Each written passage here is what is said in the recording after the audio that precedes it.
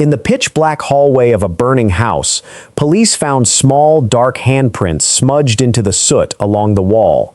They belonged to a 2-year-old girl who woke up in the dark, breathing in poison, crawling on her hands and knees toward her 6-year-old brother, just trying to find safety. They never made it out, but they weren't killed by an accidental fire. They were locked inside by their mother's killer, a man who stood over those dying children, struck a match, and calmly walked away. How does a human being become so utterly heartless? What kind of monster looks into the eyes of his own 6-year-old son and decides he has to die? And how did he use a dead woman's phone to cover his tracks while the house burned behind him? In March 2019, Armond Johnson Sr. walked out of prison a free man, placed under the supervision of parole officer Robin Tillman. He moved in with his aunt, Kaliata Lipscomb, and his grandmother at a house on Grayton Road in Cleveland Heights. Waiting for him was Takeyra Collins, 25. The two were engaged, with a wedding planned for August the 26th. Collins had recently moved into a rear house at 3708 East 63rd Street in Cleveland's Slavic Village neighborhood, with her 2 children, 6-year-old Armond Jr. and 2-year-old Aubree, each with a different father. By day, she worked as a housekeeper at the Crowne Plaza Hotel in Middleburg Heights, alongside co-worker Tamiko Dillard. The property at East 63rd Street held more than Collins's household. In the front house, downstairs, lived a woman named Lisa Carl. Upstairs, in that same building, lived 35-year-old David Cousin Jr. in a relationship with Daniesha Mapp. 3 households, 1 address. None of them knew what was coming. By May of 2019, cracks had already begun to show. In a series of text messages, later entered into evidence at trial, Takeyra Collins accused her fiancé of pulling her hair, calling her names, and pointing a gun at her. Johnson didn't deny it. In his reply, he admitted he'd been angry, said he didn't mean it, and begged for another chance. She gave him one. At the time, it looked like the kind of ugly argument couples have and move past. A moment of anger, apologized for, forgiven. But investigators would later point to this exchange as the first documented sign of a pattern, one that revealed itself in fragments, buried in a phone, waiting to be read the right way. It would not be the last time Armond Johnson pointed a gun at Takeyra Collins. It would be the last time she survived it. On June 17, 2019, Tamiko Dillard arrived for her shift at the Crowne Plaza Hotel and saw something that stopped her. Her co-worker and friend Takeyra Collins showed up with a busted lip and visible bruising across her body. She could barely bring herself to clean the rooms assigned to her that day. Dillard didn't know the details, but she knew enough. Around this same time, according to Dillard's later testimony, Takeyra made a decision. She called off the engagement. In the days that followed, her phone told a story of its own. Between June 13th and June 19th, Takeyra sent Johnson almost nothing. A near total silence on her end, even as he continued texting her, message after message going unanswered. She wasn't just pulling away from him. She was researching a way out. Investigators would later recover her internet search history from that period. Searches about domestic violence resources, about safe houses, and one search in particular that stood out: whether her son should still have to see a father who had been abusive toward his mother. It was during this same stretch that Takeyra crossed paths with a man named William Sims, a co-worker at the Crowne Plaza, who had briefly worked alongside Johnson himself just weeks earlier. What started as familiarity between co-workers turned into something more. A relationship began. For the first time in months, Takeyra Collins was building a life that didn't include Armond Johnson. He wasn't going to let that stand. Over the 4th of July weekend, 2 very different trips were underway. In Chicago, Takeyra Collins was with William Sims, a getaway that had nothing to do with the life she was leaving behind. For a few days, she was simply happy. At the same time, in Detroit, Armond Johnson had the children with him at a family reunion. 6-year-old Armond Jr. and 2-year-old Aubree, spending the holiday with their father's side of the family. By July 7th, the trips were over, and it was time for the children to come home. The handoff should have been simple: It wasn't. Text messages between Johnson and Collins that day turned tense, an argument over logistics spilling into something sharper. Takeyra's patience had run out.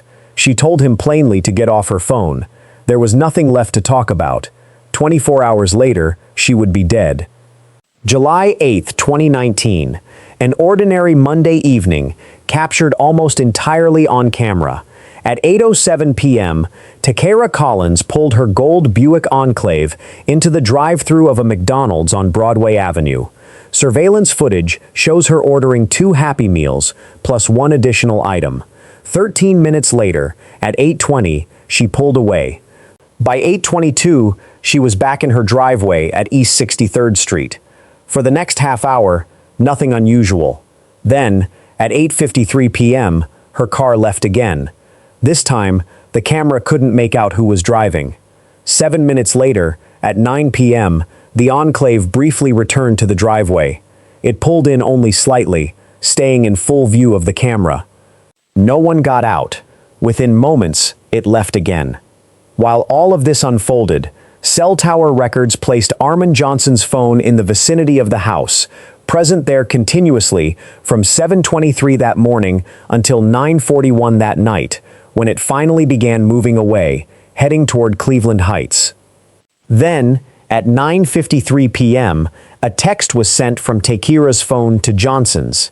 It read, "Armond, I let Michael come see Aubree, and he trying to burn my house down. Please help me." It was a message that should have set off alarms. A mother, alone with her children, saying a man was threatening to burn her house down.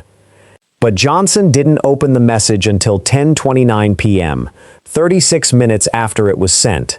And when he finally read it, he never replied. No call, no text back, no question asking if she was safe. Just silence. By the time investigators reconstructed this timeline, they would understand exactly why. At 10:11 p.m., Takeyra's gold Buick Enclave returned to the driveway at East 63rd Street. Around the same time, cell tower data placed Armond Johnson's phone back in the area, present there continuously from 10:30 to 11:21 that night. Then, starting at 10:25 p.m., a burst of messages began going out from Takeyra's phone. Fast, urgent, one after another, over the next 38 minutes. They went to William Sims. They went to contacts saved in her phone as Angel, Mom, Auntie Yaisha, and Mommy. Each message told a version of the same story. A man named Michael was outside her house. He was following her. He had a gun. He was threatening to burn the place down. At 11:03 p.m., the final message went out. "Mom, I let Michael come see Aubree, and he got a gun, and trying to burn my house down. He'd been following me all day." Michael Stone was Aubree's biological father, and at that exact moment, Michael Stone was nowhere near East 63rd Street. Time cards and surveillance footage would later confirm he was clocked in at his job at Sub City in Maple Heights from 5:28 p.m. straight through to 11:23 p.m. that night, an alibi backed by both his employer's records and a security camera. Every single one of those messages was fabricated. Whoever was sending them from Takeyra's phone wanted the world to believe someone else was standing outside that house. At 11:04 p.m., David Cousin Jr. pulled up outside his home and parked his Chevy Traverse. He stepped out, walked up the driveway toward his apartment, and stopped. Someone else was already there, standing on the sidewalk. A brief exchange passed between them. Then, at 11:06 p.m., that same person turned and ran, straight at Cousin. By the time investigators pieced together what happened next, they were no longer looking at one crime. They were looking at 4 murders and a fire meant to erase the evidence of all of them. Fire investigator Detective Brian Kenny led the forensic examination of the house on East 63rd Street, working alongside an accelerant detection canine named Connor. Together, they traced the fire back to 2 separate points of origin. The first was Takeyra's bedroom. The second was an overstuffed chair in the living room, set, investigators believed, as the killer made his way out through the front door. 2 fires, deliberately placed. Not an accident, not a single blaze that spread. a calculated act designed to consume the house room by room. Cuyahoga County Medical Examiner Dr. Joseph Philo performed the autopsy on Takeyra Collins. His findings were unambiguous. She had been shot 10 times, once to the back of the head, 3 times through her torso, 3 times through each arm. And critically, Dr. Philo found no smoke in her lungs. That single detail changed everything about the timeline. It meant Takeyra was already dead before the fire was ever set. She never had the chance to run, never had the chance to save her children. She was gone before the first flame was lit. Her children were not as fortunate in how death came for them, and in some ways, that made it worse. Deputy Medical Examiner Allison Krewanchik examined 2-year-old Aubree and determined she died of carbon dioxide asphyxiation, a result of smoke inhalation. Dr. Fellow's examination of 6-year-old Armond Jr. found the same cause of death. Investigators believe Aubree had been asleep when the fire started, but she woke. Soot found on the hallway wall, in the shape of small fingers, suggested she made her way out of her own room and toward her brother's. The 2 children were found together, near the bedroom doorway, unable to escape a house already filling with smoke. While the fire burned inside that house, the surveillance cameras outside kept recording. At 11:09 p.m., the same figure seen minutes earlier was caught on camera again, running back toward the property, passing near the exact spot where David Cousin Jr.'s body would be discovered in the field the following morning. Between 11:17 and 11:27 p.m., that figure was seen walking, calmly now, toward the McDonald's on Broadway Avenue. Waiting, watching the road. At 11:27, a white vehicle pulled up. The figure got in and drove away from everything left burning behind him. By the morning of July 9th, Cleveland police had a quadruple homicide on their hands, and almost nothing to go on. The investigation's first real lead came from Takeyra's own mother. She brought detectives the text messages sent from her daughter's phone the night before, the ones naming Michael Stone as the man outside the house, armed, threatening to burn it down. Sergeant Aaron Reese and his team acted on it. For a window of time, the investigation centered on Stone. It didn't hold. Detectives obtained his time card from Sub City in Maple Heights, along with surveillance footage from the store. Both placed him clocked in and working, continuously, from 5:28 p.m. to 11:23 p.m. on July 8th, hours before, during, and after the murders. Michael Stone could not have been the man on East 63rd Street that night. He was cleared. He wasn't the only name investigators crossed off the list. William Sims, Takeyra's new partner, was also investigated.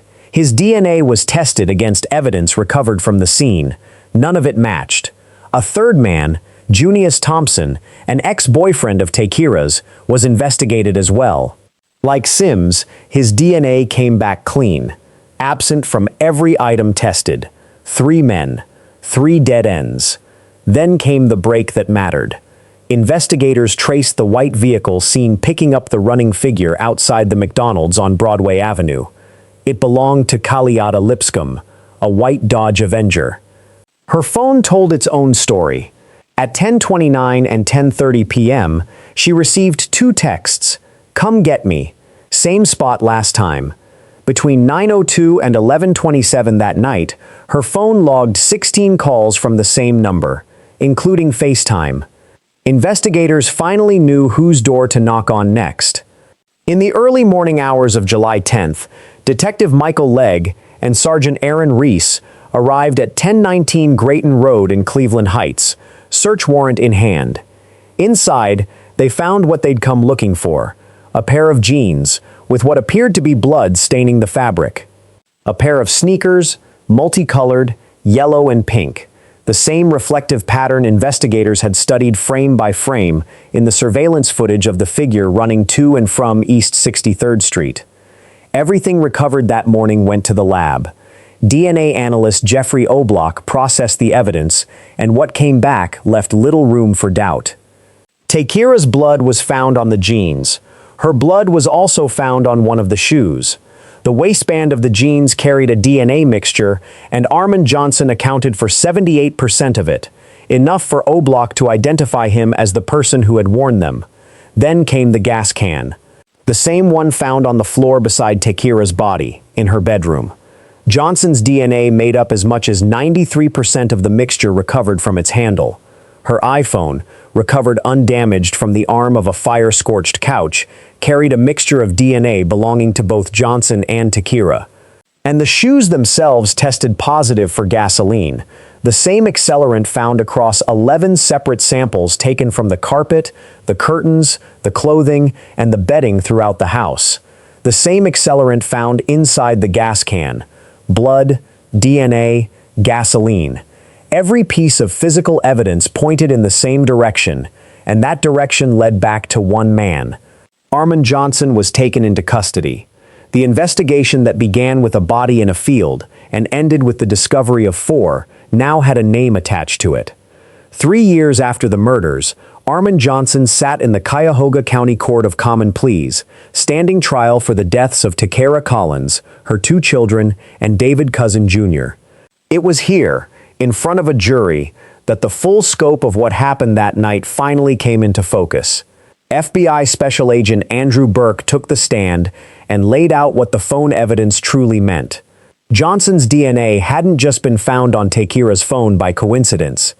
According to Burke's testimony, Johnson had used her phone after she was already dead, sending those frantic, fabricated messages to her own mother, to her contacts, naming Michael Stone as an armed man threatening to burn down the house. He sent them, then he set the fire, then he left. This was the detail that reframed the entire case for the jury.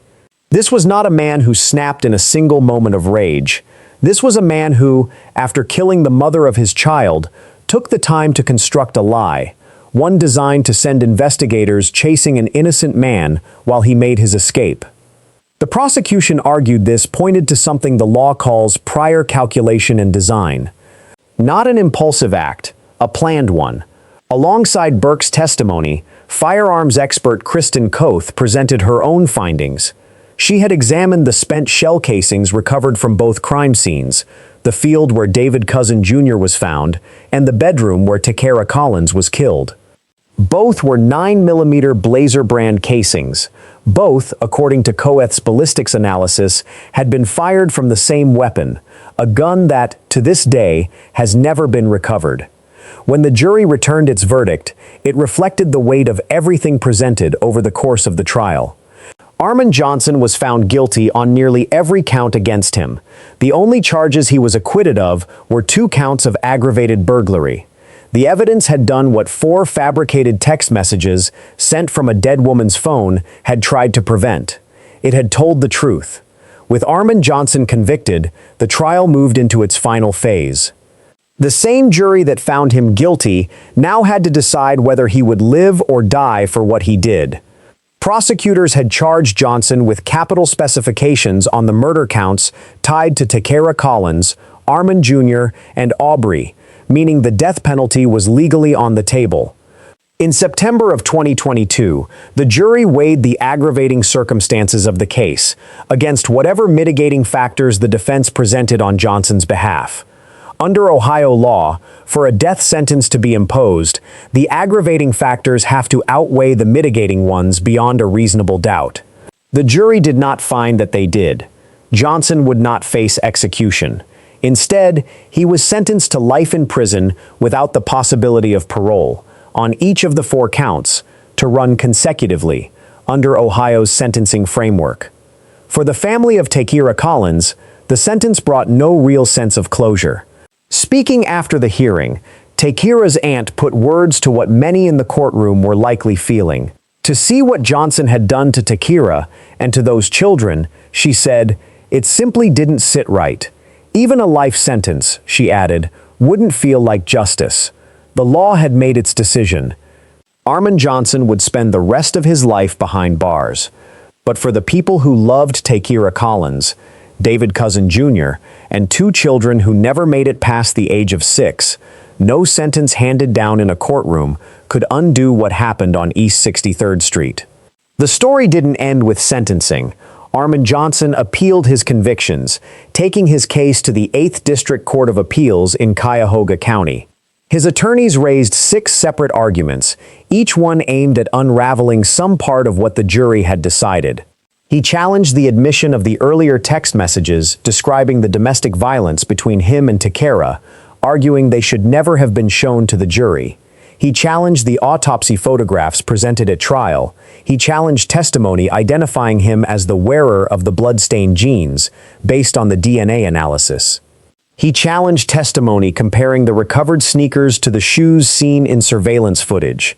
He argued the evidence overall wasn't strong enough to support his convictions, and he challenged the constitutionality of the sentencing law used to determine his prison term. 6 arguments. 6 chances for the courts to find a flaw in what had been built against him. On January 18, 2024, the 8th District Court of Appeals issued its ruling. Every single argument was rejected. The court affirmed Johnson's convictions in full and affirmed his sentence of life without parole. The case now carries a formal citation in Ohio law, State v. Johnson, 2024-Ohio 158. The legal record was closed. Armond Johnson would remain in prison for the rest of his life for what he did on East 63rd Street. Strip away the trial, strip away the DNA reports, the cell tower records, the courtroom testimony. What's left is simpler than all of that. A young mother, driving to a McDonald's on a Monday evening, ordering 2 Happy Meals for her children. An ordinary errand. The kind of thing done without thought, without ceremony, because there was no reason to think it would be the last one. Takeyra Collins was 25 years old, a daughter, a friend, a mother to a 6-year-old boy and a 2-year-old girl who trusted her to keep them safe. David Cousin Jr. was 35, coming home on an ordinary night to a life that ended in a field next to his own house. 4 lives, 1 street, 1 night in July. Cleveland remembers East 63rd Street differently now, but before any of that, before the headlines, before the trial, there were just 2 Happy Meals and a mother who never made it home to serve them.